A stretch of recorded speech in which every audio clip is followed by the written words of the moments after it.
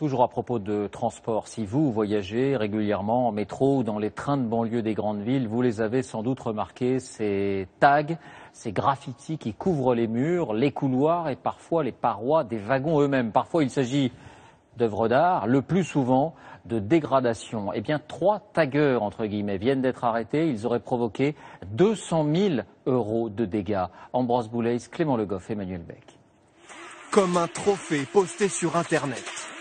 Ces jeunes se filment pour montrer ce qu'ils ont fait. Une rame de métro taguée sur plusieurs mètres. Une provocation qui va conduire certains d'entre eux droit au tribunal. Alertés par la RATP, la police a remonté leurs traces. Résultat, 3 arrestations cette semaine. Les autorités ne plaisantent pas avec les équipements urbains. Les tags, ennemis publics des façades parisiennes. Ces agents de nettoyage effectuent plus de 200 interventions chaque jour dans la capitale. Eau et sable sous haute pression ou couche de peinture supplémentaire, tout est bon pour les faire disparaître. Et si cette devanture reste propre, c'est que cette commerçante rouvre son pot de peinture chaque semaine. Vous voyez là, on a dû repeindre, il reste encore l'ancien tag. À force, de quoi excéder les victimes des taggeurs. C'est vraiment gratuit, il n'y a pas de sens artistique, ça veut souvent rien dire, c'est vraiment juste pour embêter les gens, je pense. Pourtant, ces graffitis se multiplient. Des signatures qui envahissent les rues et narguent les contribuables. Car ces tags ont un coût. Rien que dans les transports en Île-de-France, la RATP investit 5 millions € par an pour les effacer, la SNCF 2 millions.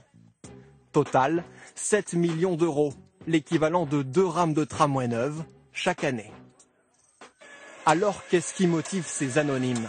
Plus qu'un jeu, c'est une compétition à qui apposera le plus sa signature. Lui se fait appeler Gulli. C'est un ancien tagueur devenu artiste. Il n'a accepté de nous rencontrer qu'à visage caché. J'étais un adolescent qui avait soif de me faire connaître. J'étais pas là pour défier la police ou pour faire du mal à qui que ce soit qui voyait son métro arriver tout graffé. Mon but, c'était que les gens avec qui j'étais en compétition le voient. Et à l'époque, alors, vous aviez conscience du coût des dégradations? On en a conscience parce que les gens se font attraper et prennent des amendes. On n'a rien à perdre. Quand on est adolescent, on n'a rien à perdre. On en a conscience, mais on se croit plus malin que les autres et on se dit qu'on ne sera pas attrapé.